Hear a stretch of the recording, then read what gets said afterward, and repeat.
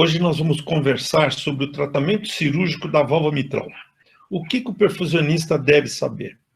Esse tema foi dividido em duas partes, e nessa primeira parte, que nós vamos conversar agora, nós vamos levar mais em consideração os aspectos anatômicos, embriológicos, fisiopatológicos da válvula mitral e as suas implicações, como é feito o diagnóstico e a proposta de tratamento. Na segunda parte, nós trataremos do aspecto cirúrgico propriamente dito e quais são as suas peculiaridades e como se trata a válvula mitral, as vias de abordagem. Isso nós vamos deixar, então, para uma segunda parte. O que é a válvula mitral? Desde quando ela começa a ser estudada?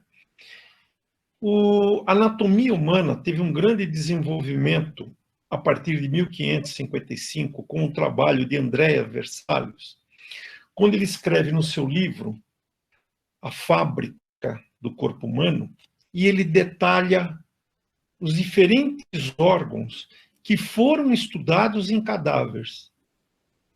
E de uma forma bem diferente, porque isso era proibido, mas fato é que ele conseguiu fazer descrições fantásticas. E por que chamar válvula mitral? Quando nós olhamos aqui a válvula mitral, nesta peça, onde nós encontramos o anel mitral, as cúspides ou a válvula aórtica, nós notamos que a válvula mitral ela tem o seu aparelho valvar que está preso aos músculos papilares. E eles deram como a válvula parecendo a mitra do Papa. E daí, válvula mitral. Isso é coisa de anatomista que sempre procura fazer alguma correlação para dar o nome a uma estrutura anatômica. Aqui nós encontramos a dissecção do trígono fibroso, aonde estão representadas as válvulas, as 4 válvulas, a válvula mitral, a válvula tricúspide, a válvula aórtica e a válvula pulmonar. Como que isso tudo começa? Se nós voltarmos um pouco à embriologia, isso nós já conversamos anteriormente, o coração começa com o tubo cardíaco, este tubo cardíaco começa a ter crescimentos de tal forma que ele começa a ter torções e rotações. E nós vamos encontrar, então, o bulbo cardíaco ocupando a posição anterior, os ventrículos inicialmente único, que futuramente eles vão dar origem a um canal atrioventricular. E nesse canal atrioventricular, nós teremos a formação, então, das válvulas que vão dividir esse canal, que é do lado direito a válvula tricúspide, do lado esquerdo a válvula mitral. Mas nós encontramos ainda nesta evolução embriológica a participação dos chamados coxins endocárdicos. E se nós analisarmos o canal atrioventricular primitivo, com a formação dos coxins, nós vamos observar que as válvulas, tanto a tricúspide quanto a mitral, elas são oriundas de tecido da parede livre dos ventrículos, quer do lado esquerdo, quer do lado direito, e os coxins anterior e posterior, que eles acabam migrando e levando a secção ou a formação dos 2 canais, que é o canal atrioventricular direito e o canal atrioventricular esquerdo. Então, nós podemos entender na válvula mitral, aqui representada, ela tem na sua cúspide, que está voltada para a parede livre do ventrículo, que é a cúspide posterior, ela é formada fundamentalmente por tecido oriundo da parede ventricular. A cúspide anterior, por sua vez, ela tem uma parte do coxim anterior e outra parte do coxim posterior, que eles vão levar a uma fusão. Nos defeitos, por exemplo, do canal atrioventricular, que ocorre muito na síndrome de Down, aonde leva a formação da CIA tipo ostium primus, vocês vão ouvir muito falar em cleft da válvula mitral. O que é o cleft? É uma fenda. É que, na verdade, o coxim anterior com o posterior, eles não se encontram.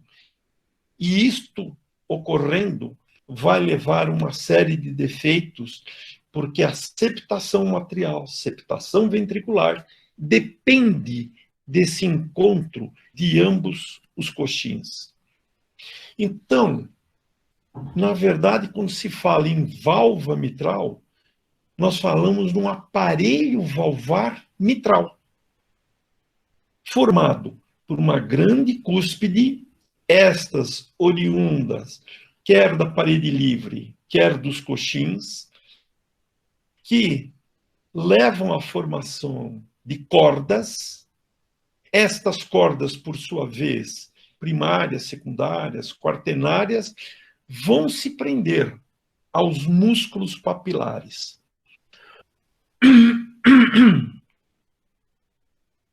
Ora, por que isso ocorre?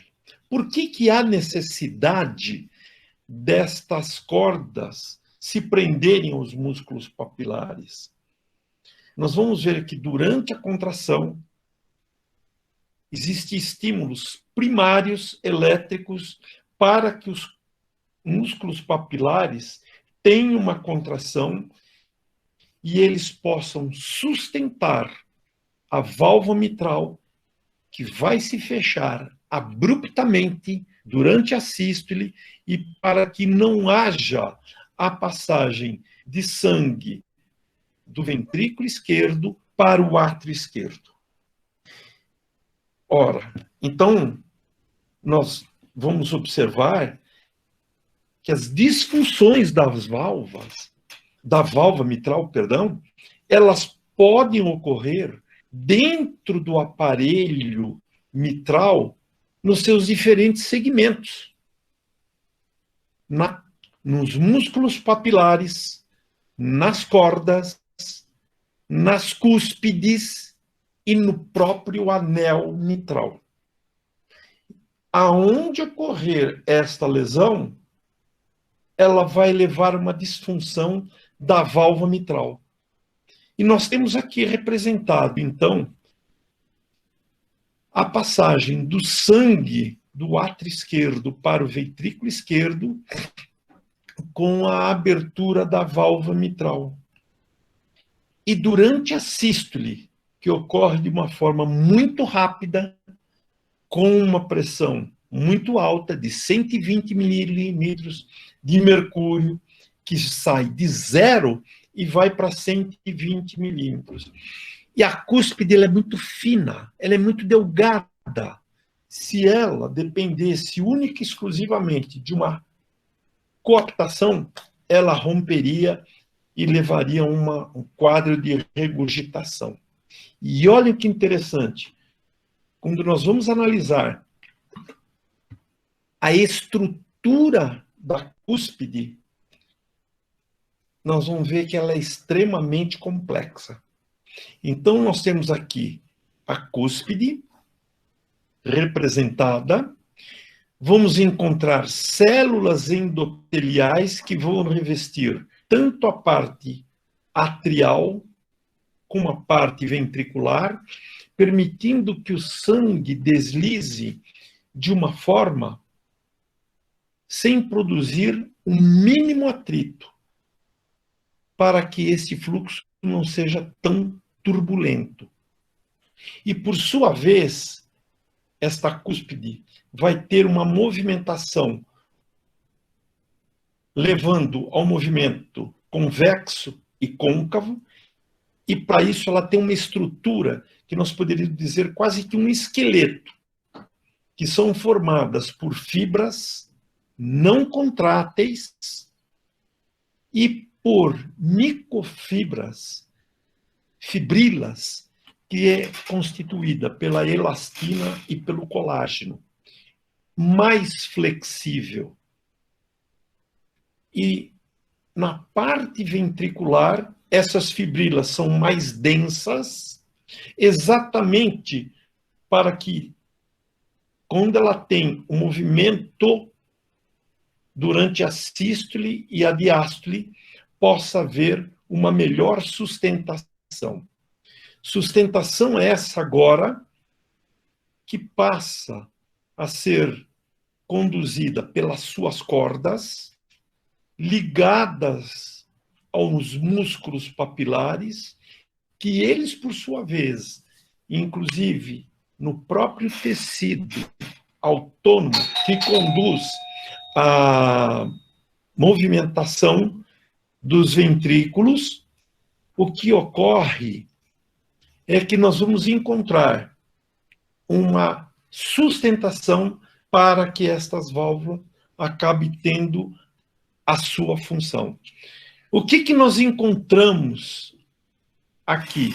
Ora, vocês vão observar que nós temos a válvula mitral, aqui com a sua cúspide anterior, parte dela oriunda do coxim anterior, parte oriunda do coxim posterior, e parte vem com relação às cúspide posterior, que são oriundas exatamente do tecido da parede livre do ventrículo.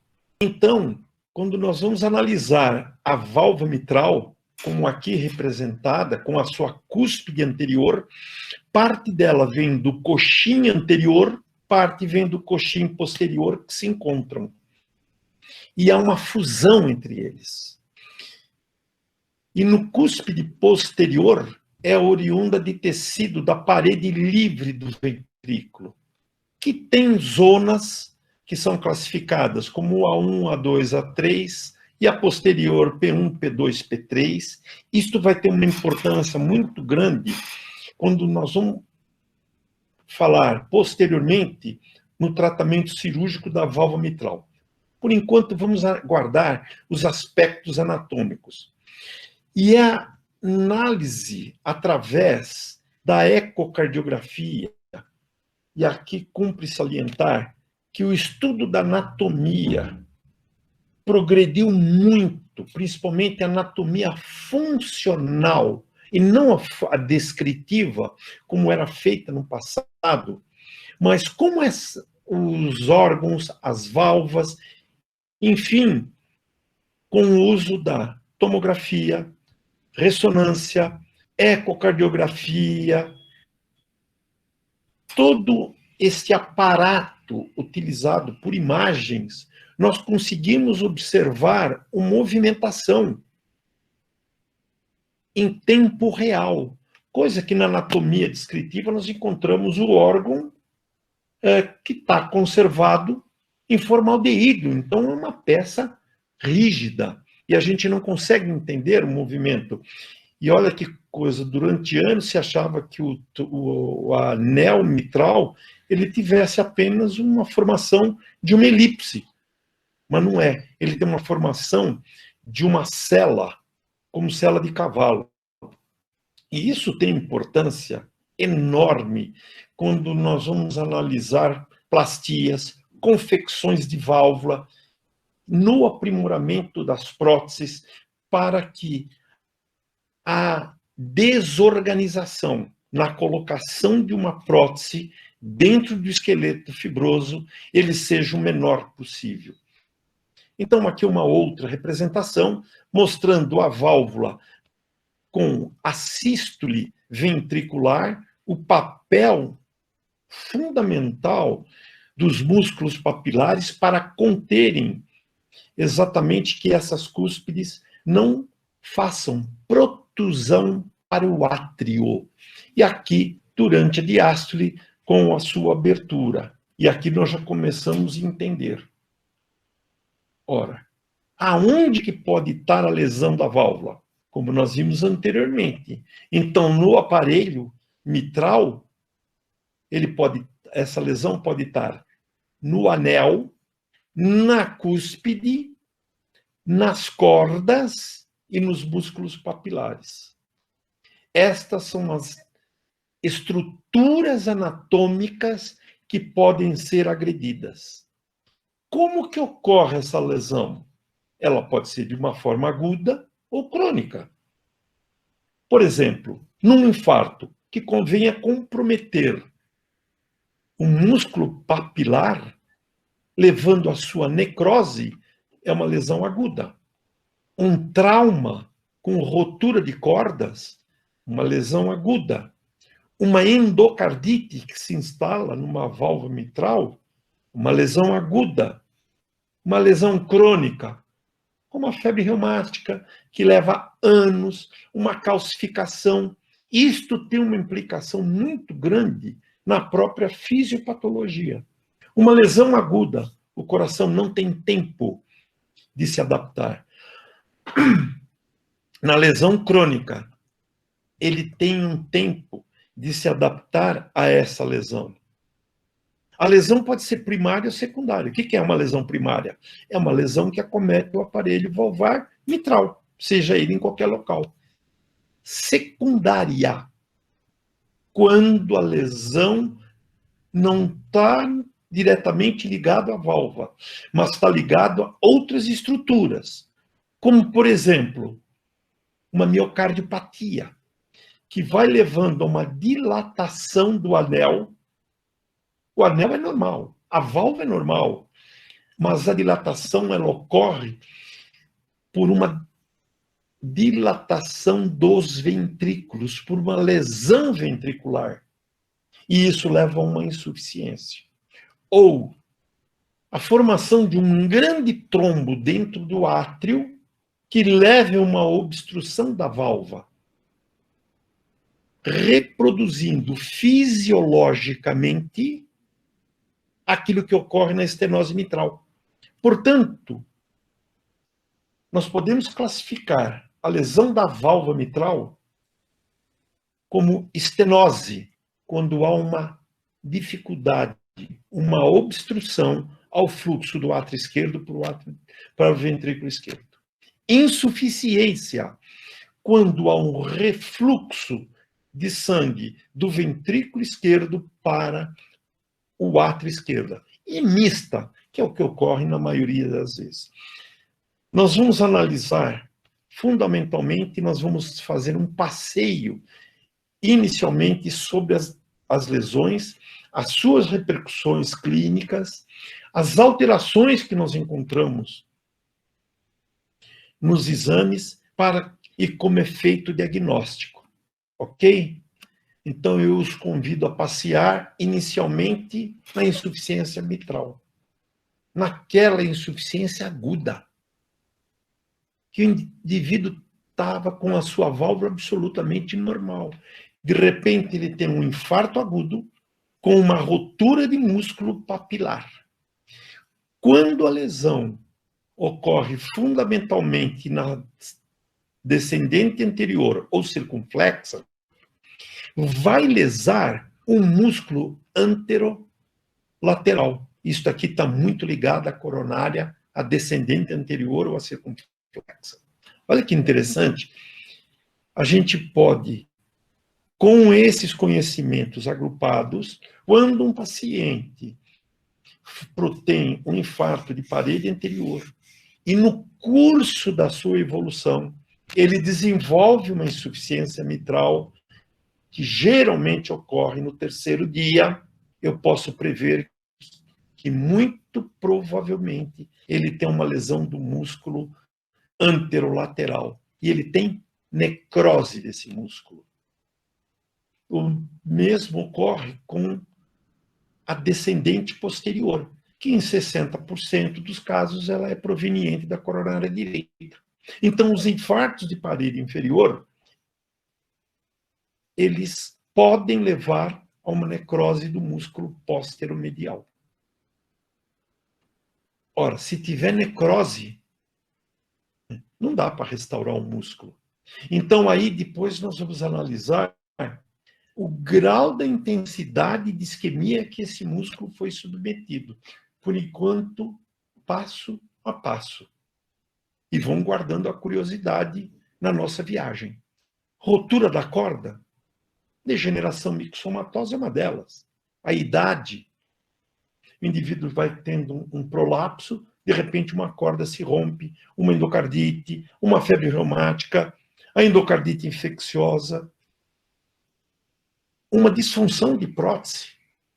O indivíduo tem uma lesão na mitral, foi colocada uma prótese, e essa prótese agora sofre uma ruptura. Ele tem uma insuficiência mitral aguda e vai ter toda uma fisiopatologia que acaba caindo dentro desse contexto, assim como o trauma. No caso da crônica, é aquela que vai se instalando lentamente. Ora, a calcificação não se faz de um dia para o outro. Isso leva anos. Então, isso é muito próprio dos pacientes idosos que têm uma degeneração mixomatosa também, uma doença reumática que vai levando anos na sua evolução. A própria endocardite, que deixa como sequela lesões que vão se agravando. A malformação valvular, como eu comentei, nasce com uma válvula com uma fenda na mitral. Mais tarde, isso pode ou não levar uma produção. A estenose é pouco provável. E a cardiomiopatia dilatada, seja ela de origem alcoólica, de origem isquêmica, infecciosa, doença de Chagas, seja ela o que for, produz uma dilatação ventricular. Nessa dilatação, o que ela faz? O aumento da cavidade estica as cordas, alarga o anel. No final, teremos uma insuficiência mitral. E essa regurgitação, ela pode ter por uma questão de um prolapso, ou a ruptura, como eu já comentei anteriormente, seja uma cardiopatia isquêmica ou não. Ok? Ora, esses dados não são para vocês guardarem.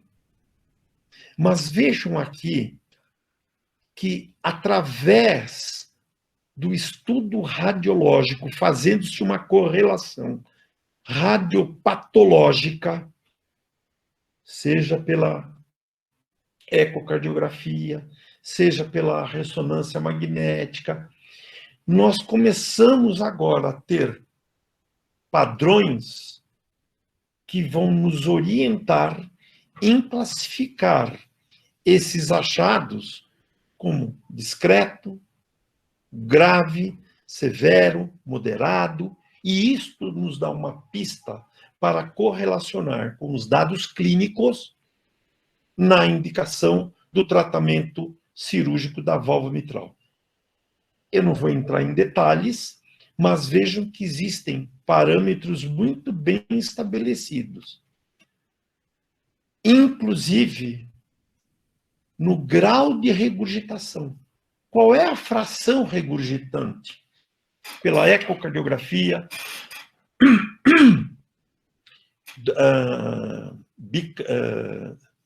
com Doppler bidimensional, nós temos a fração. 30% de fração é leve. De 30 a 50 é moderada. Severa, maior que 50.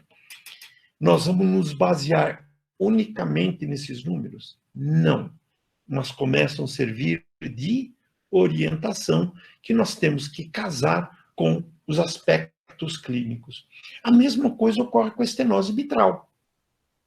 A válvula normal, só para os senhores terem ideia, tem uma área que vai de 4 a 6 centímetros quadrados. E o doente pode chegar a uma área menor do que 1. Menor do que 1 é menos do que a área de um aspirador que passe pela válvula.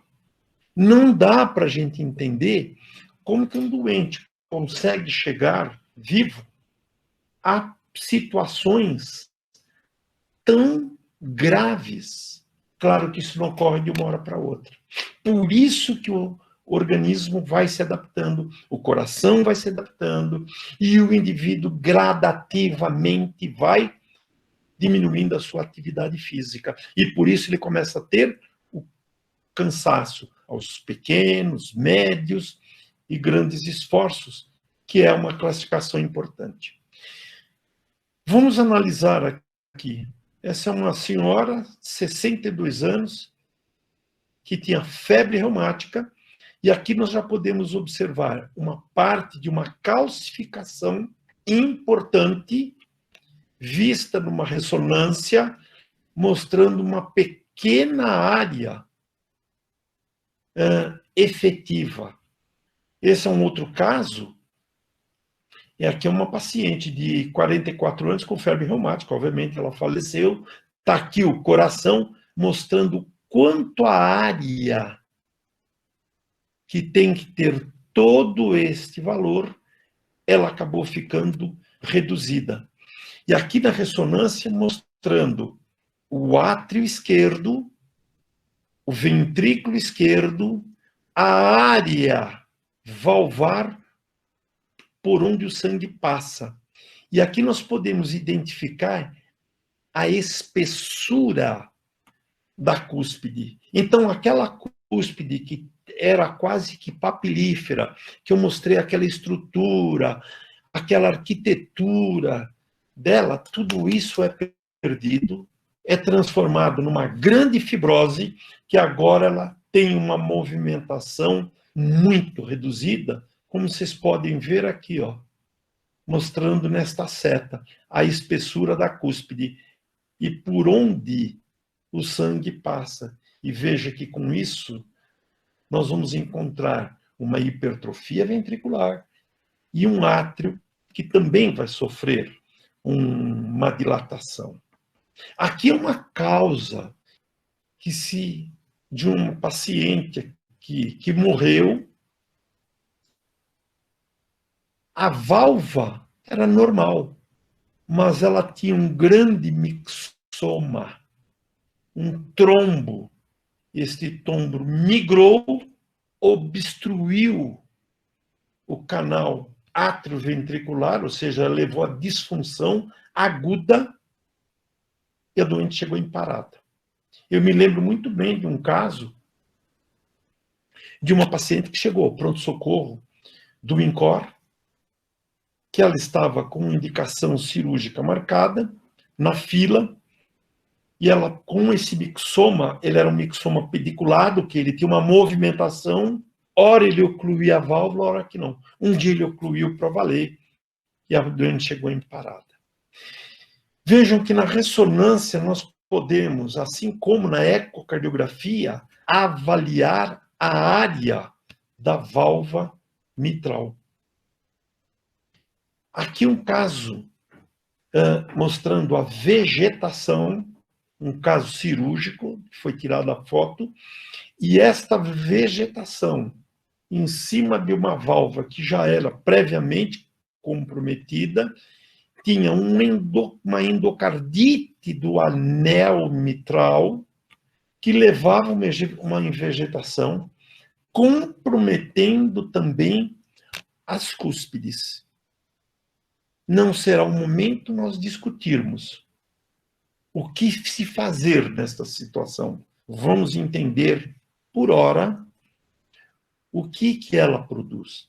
Aqui é uma malformação onde existe um cruzamento de músculos papilares, e este cruzamento faz com que a válvula mitral tenha um duplo orifício, e criando, então, uma dificuldade ao escoamento do sangue. Essas situações são muito raras, tá? Difícil de ver. A gente vai encontrar como relato de caso, etc. Vamos caminhar um pouquinho agora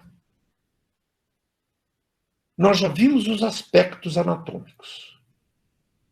O que ele reproduz nesse coração? Não estranhe se algumas vezes eu for e voltar, mas é para que a gente possa fixar esses conceitos. Aqui é um coração normal. O átrio direito, ventrículo direito, tronco da pulmonar, manda o sangue para os pulmões, chega ao átrio esquerdo, ventrículo esquerdo, só que quando ele contrai,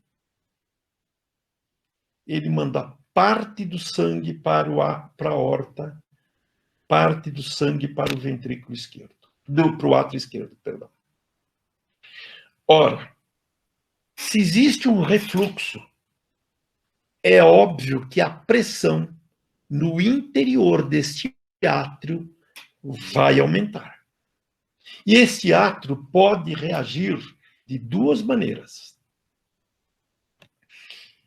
Ele pode produzir reflexamente uma hipertrofia muscular. São átrios que não crescem muito. Com isso, como a pressão não tem como ser amortizada, ela passa diretamente para as vênulas, veias e vênulas capilares, que, por sua vez, levam uma congestão, e esta congestão pulmonar, ela é traduzida para as arteríolas pulmonares. E a arteríola pulmonar, ela reage a este aumento de pressão com vasoconstrição. É uma forma do vaso, reagir frente a esse estímulo. Vamos entender o que acontece aqui? Esta congestão do átrio é transmitida para as vênulas, das vênulas vão para o território capilar pulmonar. Isso leva a uma hipertensão pulmonar em longo prazo. Consequentemente, é uma situação em que a sintomatologia ela ocorre mais precocemente, porque esse coração ele não se adapta a este refluxo. E quando nós olhamos a radiografia, o que nós encontramos? Um aumento do átrio esquerdo. E esse aumento é o que se chama de dupla imagem. Aqui nós temos a imagem do átrio esquerdo e aqui a imagem do átrio direito. Normalmente não se vê o átrio esquerdo. Ele é pequeno e bem posterior. Mas aqui nós temos essa dupla imagem. Opa, perdão. Nós vemos essa dupla imagem aqui. Aqui nós temos a aorta. Aqui nós temos o tronco da pulmonar. Aqui nós temos o ventrículo esquerdo. E aparece um chamado quarto arco. Primeiro arco, ventrículo esquerdo. Segundo arco, o arco médio, pulmonar. Terceiro arco, a aorta. E este quarto arco, quem é? O próprio átrio esquerdo que aumentou. Então, vejam, o átrio esquerdo aqui, representado por essa protuberância na radiografia e pela essa dupla imagem chamada duplo contorno. Isso é muito característico, é mais pronunciado na estenose mitral do que na insuficiência, mas pode ocorrer.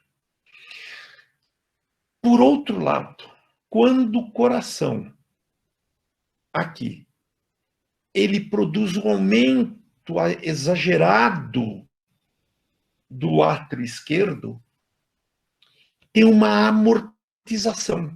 Então, a pressão veno-pulmonar aumenta pouco, porque ele funciona, na verdade, como um piscinão. Ele tem um grande reservatório. É claro que isso tem limite. Mas na primeira fase, ele aumenta muito pouco a repercussão no território pulmonar. São pacientes que vão ter uma sintomatologia mais tardia. Isso é muito importante que o médico que esteja avaliando o caso, todos esses fatores são levados em consideração. Aqui é uma outra forma de mostrar o duplo contorno, o quarto arco que representa o grande átrio esquerdo que se forma e o contorno do átrio esquerdo, do ventrículo esquerdo. Atualmente, o exame de eleição na avaliação da anatomia cardíaca é a ecocardiografia, porque ela fornece informações importantes do átrio esquerdo, da aorta, do ventrículo direito, do ventrículo esquerdo, da válvula, da abertura. Tudo isso daqui se consegue muito bem e com o emprego da ecocardiografia transesofágica intraoperatória, vocês têm visto a análise deste comportamento, desta anatomia, antes e após o tratamento cirúrgico, seja ele conservador ou não. E aqui são os sopros, nós vamos passar por cima disso. A área valvar, eu já falei para vocês, e o gradiente que produz entre átrio esquerdo e ventrículo esquerdo, isso é muito importante na avaliação e na própria indicação da cirurgia. Vamos dar uma recordada? Agora, veja, a doença mitral, seja ela estenose, ela é mais pronunciada do que na insuficiência, levam uma dilatação do átrio esquerdo e um aumento da pressão do átrio esquerdo, que se transmite para o território venoso, com aumento da pressão no território veno-pulmonar, que, por sua vez, se traduz ao território capilar. Ora, como entre o lado venoso e o lado arterial pulmonar não existe nenhuma válvula, é uma comunicação direta, isto aqui é transmitido diretamente para o sistema arterial. A primeira mecanismo reflexo, vasoconstrição. E este edema intersticial é o que se chama edema agudo dos pulmões, porque vão encharcar os alvéolos e o doente começa a ter tosse, dispneia de decúbito, ele não consegue deitar, porque o retorno venoso é muito grande, ele começa a ter, inclusive, uma tosse com um escarro, com espuma, rósea, que, na verdade, o que é? Uma passagem de plasma para os alvéolos. E essas alterações pulmonares, cronicamente, vão levar a um quadro de hipertensão pulmonar, agravando a situação. Porque vocês sabem muito bem, já viram, nas operações, que os doentes que têm uma hipertensão pulmonar, o prognóstico é pior. A saída de circulação extracorpórea é pior. A necessidade do uso de vasodilatadores, óxido nítrico, os nitratos, enfim, que é para que esse território pulmonar, porque inicialmente a vasoconstrição ela é dinâmica, mas depois ela é fixa. Então, o objetivo da utilização dos vasodilatadores é exatamente quebrar o componente dinâmico, porque o fixo não ocorre. E isso é estudado no pré-operatório, porque se o doente tiver uma hipertensão fixa, contraindica, no caso, os próprios transplantes. E o ventrículo direito tem um remodelamento. Remodelamento significa ele vai se adaptar a essa nova situação. Isso vai produzir o quê? Insuficiência tricúspide, e daqui nós vamos ter a disfunção ventricular direita, com ascite e hepatosplenomegalia. Isto é muito mais pronunciado quando nós temos associado miocardiopatias e hipertensão pulmonar. Então, vejam, a doença mitral, ela vai acabar lesando o ventrículo, levando a um aumento da pressão diastólica final.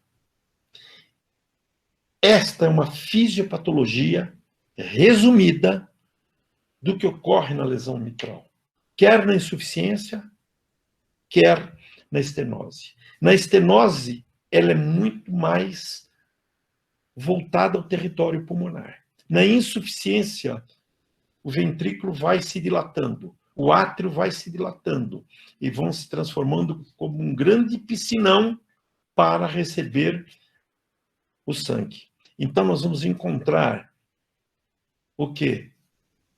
Átrio esquerdo aumentado, como vocês podem ver aqui, um átrio direito cuja cavidade ventricular mergulha e grandes corações, a própria aorta e pulmonar, voltando aqui a aorta e a pulmonar, elas podem estar mais ou menos aumentada, mas com uma trama vasobrônquica bem aumentada. Quando eu falei das próteses, olhem essa radiografia. Um doente aqui com os fios metálicos, ou seja, foi submetido a uma cirurgia cardiovascular. Quando a gente olha mais atentamente, eu coloquei esse círculo aqui, porque às vezes pode ficar difícil de enxergar, mas se vocês olharem com muita atenção, tem um anel metálico. Esse anel metálico, ele está na posição mitral. Então, é uma doente que já teve uma lesão mitral e agora ela tem uma lesão em cima de uma prótese na posição mitral novamente. Com isso, nós vamos encontrar o quê? Um grande coração que vai se acentuar ainda mais na radiografia. No passado, se usava muito fazer radiografia em 3 posições para avaliação anatômica dos átrios. Isso hoje é pouco utilizado, tem muito menos valor, se usa muito mais a radiografia em PA e depois a própria ecocardiografia nos dá informações com subsídios muito mais importantes. Talvez aqui tenha dificuldade, mas é um duplo contorno e um átrio esquerdo aumentado. Isso aqui é muito característico de uma estenose mitral. Eu vou falar um pouco como que a gente trata esses pacientes até que seja conduzido a um tratamento. A parte farmacológica na estenose, se dão beta-bloqueadores e diuréticos. Por que o beta-bloqueador? Para reduzir a frequência e dar tempo de que a diástole ocorra e possa levar o enchimento do ventrículo esquerdo. Os diuréticos, porque são pacientes congestos. E um pouco de volume é o suficiente para levar uma descompensação. Quando ele tem grandes átrios, se indica anticoagulação. Porque na maioria, à medida que o átrio vai aumentando, ele tem fibrilação atrial. Então, comece a notar os casos que vocês participam das operações valvares, os doentes que, com muita frequência, eles têm a fibrilação atrial. Por uma distorção do átrio. As fibras perdem a sua organização. Então, o próprio sistema de condução, ele fica alterado e começam a aparecer diferentes pontos em que nasce o estímulo, levando à fibrilação atrial. Isso daqui piora o prognóstico. Os demais eu não vou comentar com vocês. Na insuficiência mitral, é a mesma coisa. Você procura dar um vasodilatador e um diurético. O diurético para diminuir o volume, o vasodilatador para diminuir a pós-carga, diminuir a resistência vascular periférica, para que o coração possa se esvaziar de uma forma mais adequada. Os beta-bloqueadores, a anticoagulação segue o mesmo princípio, digital e beta-bloqueador têm situações controversas. A ecocardiografia evoluiu de tal forma que hoje o cateterismo, nesses pacientes, vocês estão vendo aqui uma diretriz de 2011, isso já há muito tempo, não se usa cateterismo para diagnóstico de estenose mitral e insuficiência mitral. Nós só vamos usar o cateterismo para duas situações. Ou é para fazer uma valvoplastia mitral com balão, que nós vamos ver daqui a pouco, ou é para ver se o doente não tem associado uma coronariopatia, um doente que tenha mais de 45, 50 anos, com antecedentes fortes e com fatores de risco para a aterosclerose. A valvoplastia com balão, ela é fantástica, porque nós podemos dilatar aquele anel na estenose mitral, que estava muito apertado. É claro que pode levar a uma insuficiência pequena, mas é importante se fazer um estudo adequado da válvula. Que estudo? Do aparelho valvar. E nesse estudo do aparelho valvar, nós vamos ver se ele tem indicação ou não. Então, na estenose mitral, o que vai se analisar? Fundamentalmente, são os sintomas, se tem hipertensão pulmonar ou não, e aí nós vamos indicar o tratamento cirúrgico, que pode ser ou uma plastia ou uma comissurotomia mitral. Nesse tratamento dito conservador, eu mantenho a válvula, porque simplesmente nós vamos abrir as comissuras e os papilares. Ou vai fazer plastia da cúspide. Se tem uma cúspide que está muito grande, você encurta, faz a anuloplastia, põe um anel ou não, e a valvoplastia por balão na estenose dilata-se e vamos prorrogar a indicação cirúrgica.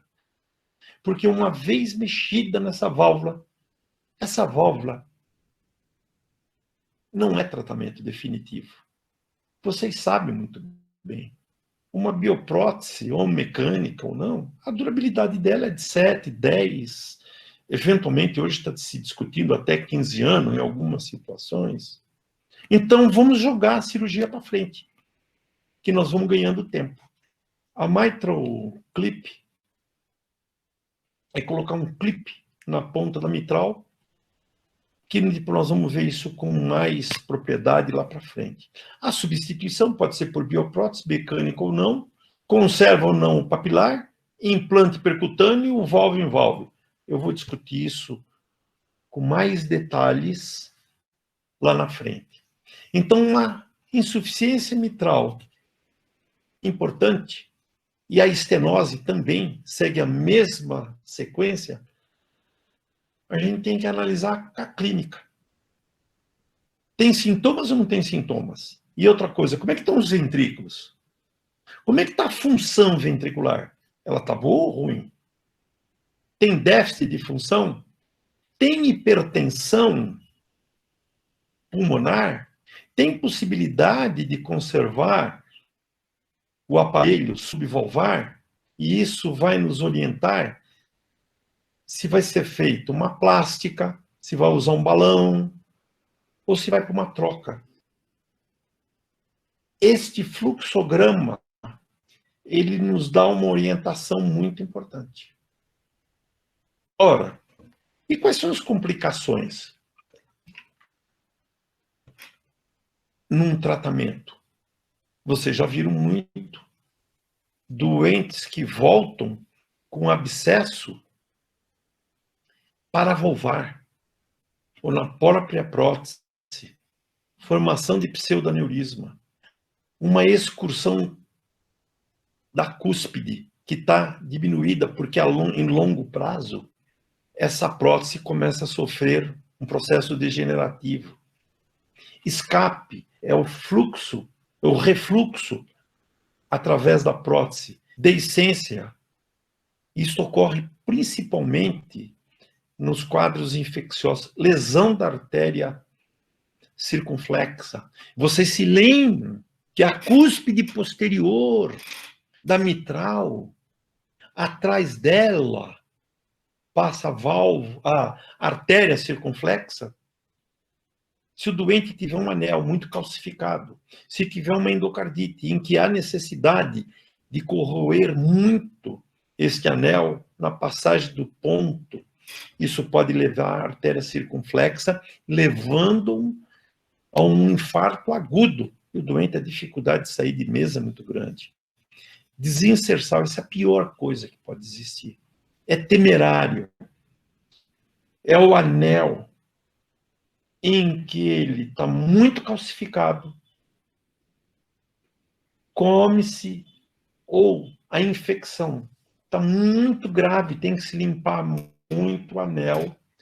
E vocês sabem que o anel é o esqueleto fibroso que separa o átrio dos ventrículos. Se esse anel ele é corroído por calcificação,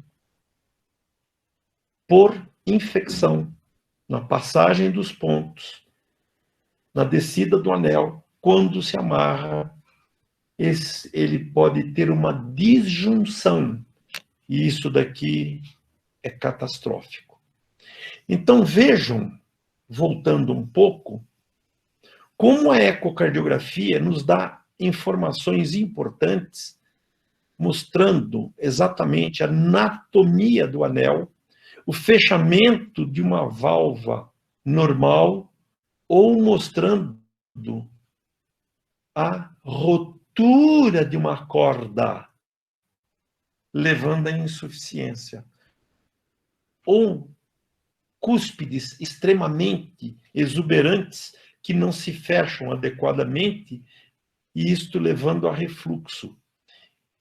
E uma delas é se fazer, a proposta é uma plastia e uma redução deste anel com uma prótese anular. Ou não. O professor Pablo faz muito uma aplicatura do anel posterior e coloca uma dupla barra de Teflon, e funciona muito bem. Essa imagem eu já tinha mostrado para vocês anteriormente, o mesmo com relação à estenose, ao mixoma, que isto levando à disfunção. Então vejam aqui, nesta ressonância, a válvula. Aqui é o orifício por onde passa o sangue. Só que, na verdade, houve uma infiltração caseosa. Isso é um processo degenerativo. Funciona mais ou menos como um abscesso. E esse grande abscesso, ele cresce e o próprio anel dificulta a excursão da cúspide. Aqui é um grande abscesso, aqui é o átrio esquerdo, o ventrículo esquerdo, e vocês estão vendo esta excursão dessa cúspide sendo dificultada. Na verdade, a cúspide está normal, mas o anel tem um abscesso que acaba empurrando. E aqui é a mesma coisa com uma relação a uma vegetação que eu havia mostrado para vocês. Hoje, essas plastias são feitas, inclusive, com auxílio de robô. Facilita em muito.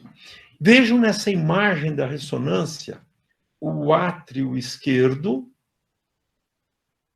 a saída, o sangue passando pelo ventrículo esquerdo, e a via de saída, que anatomicamente no ventrículo esquerdo não tem via de saída. Mas como a gente fala tanto isso para o ventrículo direito, então chama-se de via de entrada e via de saída. Na verdade, o ventrículo esquerdo ele é um cone. Ele não tem uma estrutura anatômica como o ventrículo direito, de entrada, onde ele acaba fazendo, na verdade, tipo de um V invertido. Recordando, a estenose, a dificuldade de passagem, a insuficiência, levando ao refluxo. O que é o prolapso? Qual a diferença entre prolapso e insuficiência? O prolapso não é insuficiência. Simplesmente as cúspides se encontram num plano mais alto. E a área de coaptação, ela é pequena. Mas à medida que o prolapso aumenta por um processo degenerativo, isto pode levar a uma insuficiência valvar. Então, o prolapso, o indivíduo tem um prolapso da mitral, e hoje, com a ecocardiografia, alguns de vocês devem ter feito um eco na vida. E alguém falou, olha, tem um pequeno prolapso da mitral. O que é isso? Ao invés da cúspide fechar num plano, ela fecha num plano um pouco maior. Mas isso não é insuficiência e nem garante que isso levará à insuficiência. Porém, se esse prolapso estiver apoiado numa doença mixomatosa degenerativa, em longo prazo, isso vai levar a uma insuficiência valvar mitral. Eu fiz um eco e eu tenho um pequeno prolapso da válvula mitral. Porém, a válvula mitral é continente. A minha área cardíaca é normal e funcionalmente o coração é normal. A cabeça não é muito boa, mas o coração é bom. Aqui nós podemos medir os diâmetros da válvula através da ecocardiografia. E são parâmetros extremamente importantes. Vejam que isso aqui não é imagem anatômica. Isso aqui são imagens de uma ecocardiografia tridimensional. Olha que nós podemos identificar na cúspide anterior a porção A1, A2, A3, na cúspide posterior P1, P2, P3, de tal forma que ela pode estar em sístole e em diástole. Se ela estiver abrindo, é uma válvula normal. Mas se o fechamento dela é este, nós temos uma grande insuficiência mitral. Aqui vocês podem observar, nesta peça, o átrio esquerdo, e já dá para perceber a cúspide anterior, a cúspide posterior. A cúspide posterior, ela é maior em tamanho, mas ela é menor em distância. Mas dá para perceber que ela não consegue fechar adequadamente, produzindo uma tremenda estenose. A estenose é fundamentalmente ligada à febre reumática. A estenose anatômica da válvula, por espessamento, em 99% dos casos, é estenose reumática.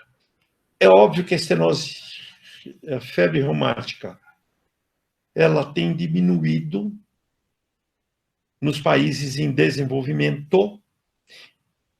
Eu me lembro que quando eu era acadêmico, 40 anos atrás, o índice de febre reumática era muito alto. Rapidamente a febre reumática diminuiu, principalmente com o advento de antibióticos, se utilizar antibióticos até de uma forma indiscriminada para qualquer tipo de dor de garganta em criança, isso teve um aspecto colateral benéfico, que é a redução da febre reumática. Não é a forma adequada de se tratar. Os sintomas aparecem na terceira ou quarta década da vida. Portanto, a estenose mitral, ela é crônica. As manifestações são crônicas, que pode ter fusão pela resposta inflamatória das cúspides, levar a um comprometimento do aparelho subvalvar, os músculos papilares podem ficar aderidos e pode, inclusive, levar à lesão na aórtica e levando até calcificação. Os casos de estenose não reumáticas é por conta de outras causas. São causas neoplásicas, calcificação do anel, degeneração caseosa, como eu falei, trombo. E neoplasias, dentre elas, o mixoma é o mais importante, o mixoma de esquerda.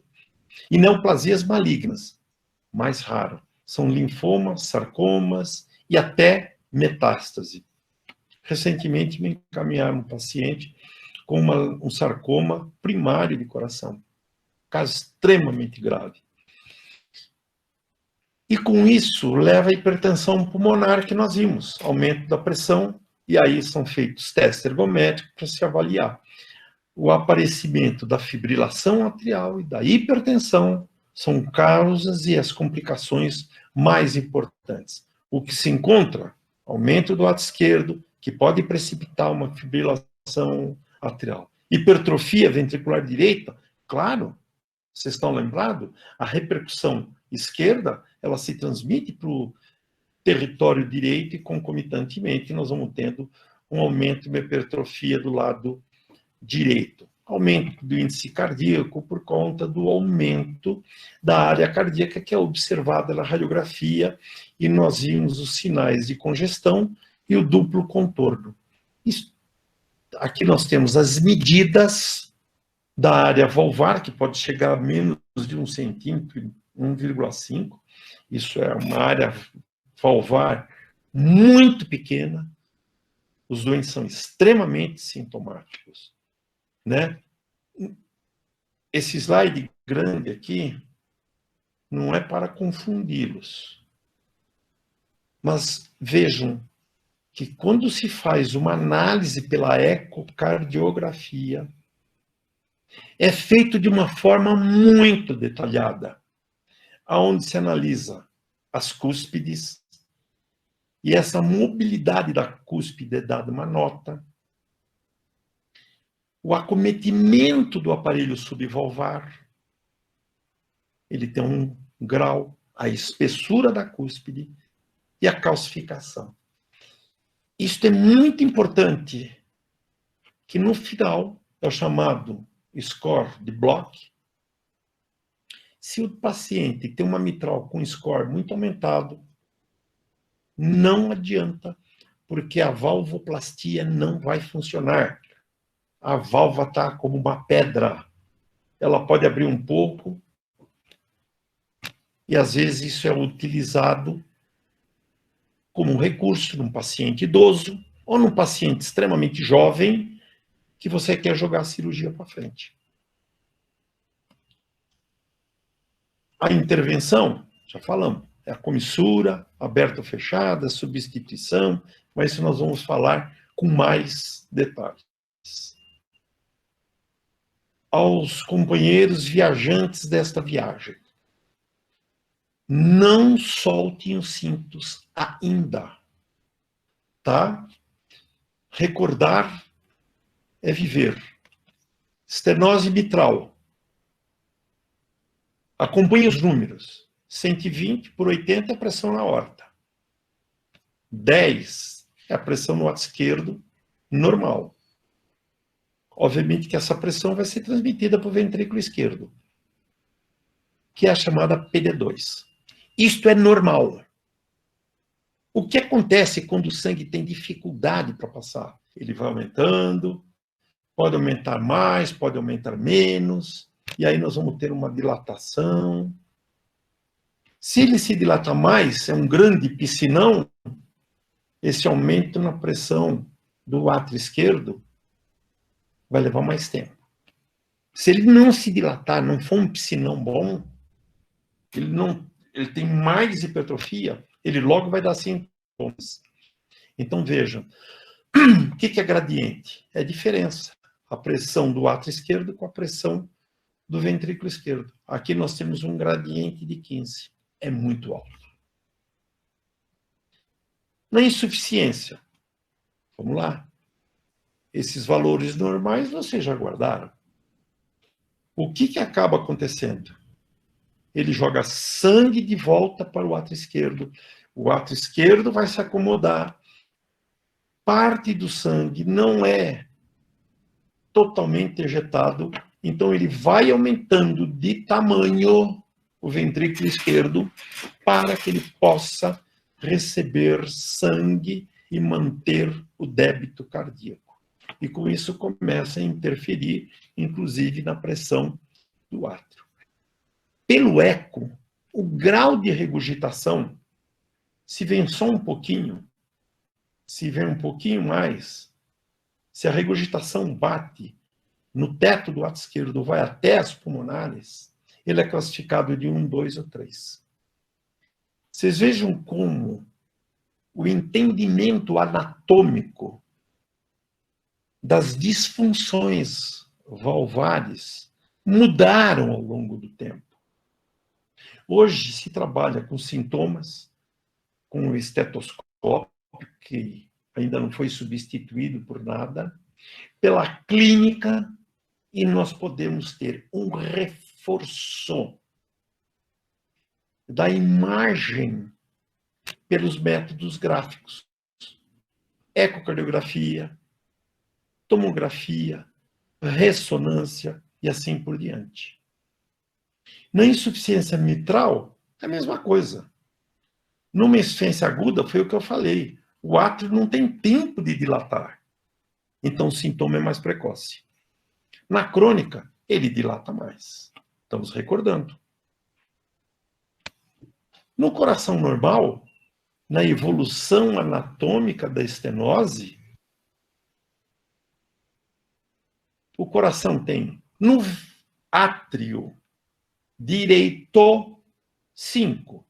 E uma pressão de 20 por 5 e, consequentemente, a pressão na pulmonar também é de 20 por 8, dando uma média de 12. No capilar é 6. Porque como o capilar aumenta muito, a pressão é jogada para baixo. Essa mesma pressão vai ser transmitida para o átrio esquerdo. É isso que acontece. E no ventrículo esquerdo é 120 por 6. Isto dá um fluxo de 6 litros, uma pressão de 120 por 80, uma área valvar de 4. Ok? E o que acaba acontecendo quando tem uma estenose mitral severa? A estenose não deixa o sangue passar para o ventrículo esquerdo. O ventrículo esquerdo funciona bem, só que ele diminui débito cardíaco. Não tenha dúvida. A pressão, ela será transmitida do átrio esquerdo, que aumentou agora para 25. Era 6, foi para 25. É muito. E essa mesma pressão vai para o capilar pulmonar. É muito. Era 6. O que acaba acontecendo? Você tem um aumento no território vascular pulmonar. Na primeira fase, a hipertensão pulmonar é dinâmica. Se corrigir, tudo tende a voltar ao normal.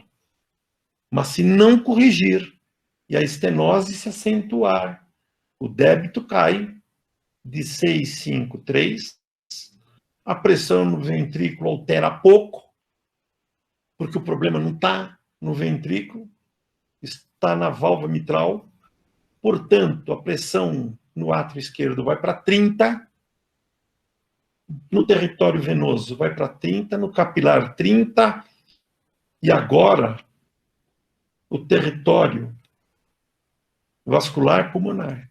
Como ele passou um longo tempo em vasoconstrição, nós temos um componente fixo, sim. Por isso que vocês vão ver no transplante que pode ter ou não lesão da válvula mitral. pela miocardiopatia, a dilatação e a insuficiência mitral agrava essa miocardiopatia, esta congestão crônica leva a uma hipertensão pulmonar. Só que eu preciso saber qual é o componente fixo, qual é o dinâmico. O dinâmico você consegue melhorar um pouco com vasodilatador e melhorando a clínica do doente. O fixo vai demorar muito tempo. Se o doente tiver uma hipertensão pulmonar muito alta, o coração do doador, que tem um ventrículo direito normal, ele não está anatomicamente bem desenvolvido para suportar e faz a disfunção de ventrículo direito. São os casos que saem ECMO, esperando que em 48, 72 horas, ou um pouco mais, este coração vá progressivamente se adaptando. É isto que acontece. A insuficiência mitral, ela pode ser de várias formas. Ou é a dilatação do anel, uma perfuração da válvula, o prolapso, uma não coaptação porque rompeu a corda, uma fusão que tem uma estenose misturada, uma dilatação tanto do ventrículo esquerdo como do ventrículo direito. E por aqui nós vamos terminando o nosso passeio. Eu procurei enfatizar nesta primeira parte desta aula os aspectos embriológicos de onde nasce a válvula mitral, qual a sua estrutura anatômica, como que esse aparelho valvar funciona, quais as partes dele que podem ser comprometidas por diferentes etiologias, qual é a repercussão no paciente e, consequentemente, nos exames que nós utilizamos para confirmação diagnóstica. E apoiados na clínica, mas no exame, a clínica é soberana, nós vamos dar o tratamento.